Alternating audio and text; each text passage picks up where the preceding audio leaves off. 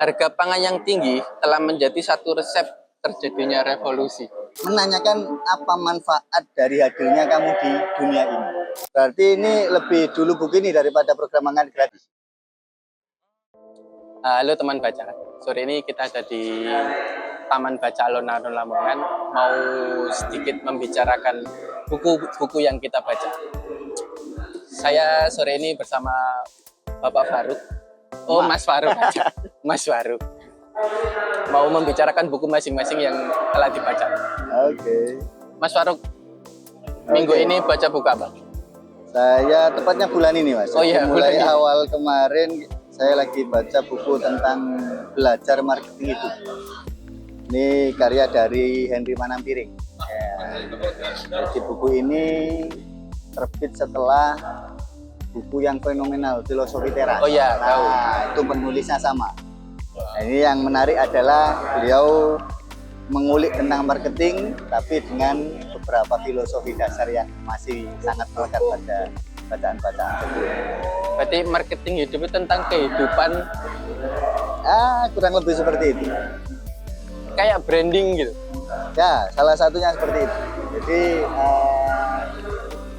secara sederhana itu kita, ya kenapa kita hidup juga butuh branding. Iya. Contoh paling sederhana, sampean sejak lahir diberi nama. Iya. Nah, branding juga seperti itu. Oke. Namanya brand harus ada namanya apa, yang membedakan si A sama si B apa, meskipun sama-sama manusia. Iya. Nah ini filosofi dasarnya kan unik gitu kan.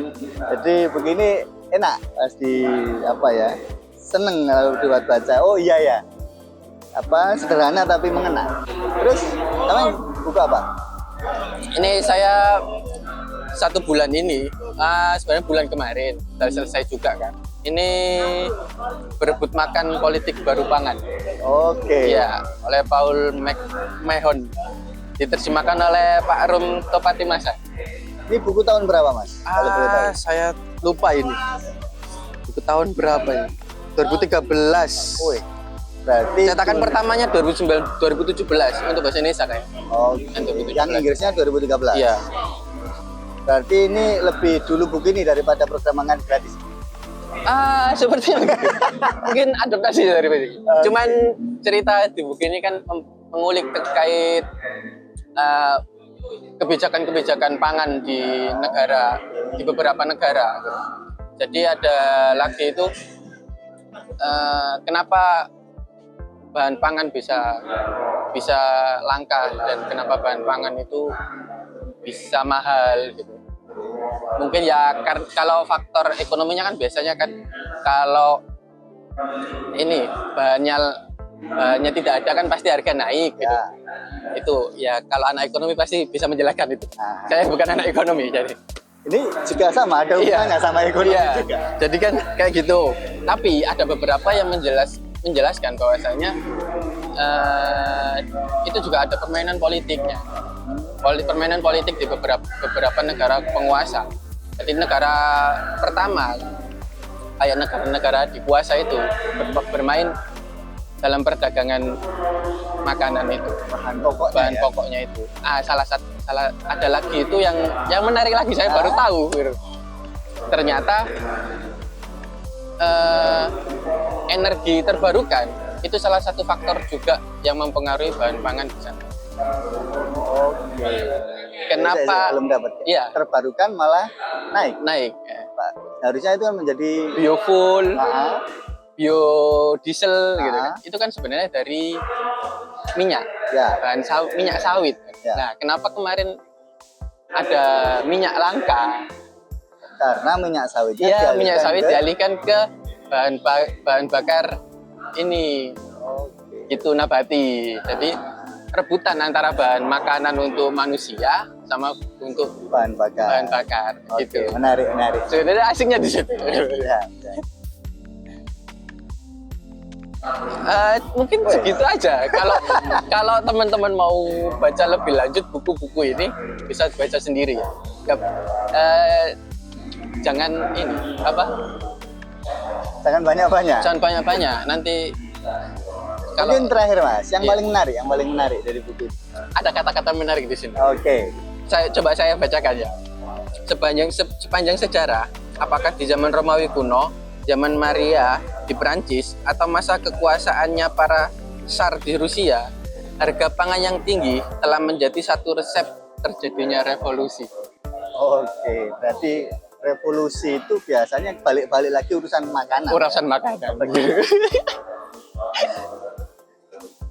Kalau di situ, Mas. Oke, jadi kalau yang di buku yang saya baca tentang belajar marketing YouTube ini memang ya karena basically dari Pak Henry Manampiring ini adalah filosofis. Iya. Jadi ya sejak awal banyak kata-kata filosofi. Jadi kayak misal kenapa positioning itu penting? Itu kan di marketing kan sebelum branding kan kita harus menentukan positioning dulu. Iya. Nah itu kalau dalam hidup itu di sini kata-katanya ternyata ini sudah mulai dia. Iya.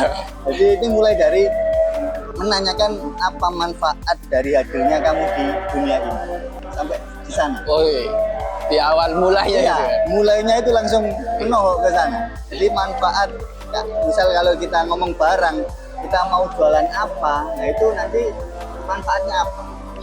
Nah kalau di dalam hidup, pertanyaan paling mendasar adalah manfaatmu hadir di dunia ini untuk apa? Adakah yang akan kehilangan dirimu jika kamu tidak ada? Nah bagaikan produk, nah ini kita kehilangan satu produk pun, misal bahan pokok makanan tadi, Iya. kita kan harus mikir cari gantinya dan sebagainya. Nah di sini pertanyaannya ketika kita ngomong marketing hidup harus bagaimana kita menjadikan diri ini agar bisa dikenang dan sebagainya. Nah itu salah satunya, mari kita berpikir kira-kira manfaat dari hadirnya kita di dunia ini apa, dan apakah ada yang kehilangan ketika nanti kita sudah tidak ada. Ini wah, baru di halaman 14. Jadi kalau sampai halaman 195 Bisa muhasabah diri. Iya. Jadi ini belajar marketing tapi seakan-akan ya cocok-cocok buat refleksi Ramadan. Itu Mas, kalau dari buku belajar marketing itu. Oke teman baca, episode kali ini sampai situ dulu. Kita ketemu di lain waktu. Salam literasi.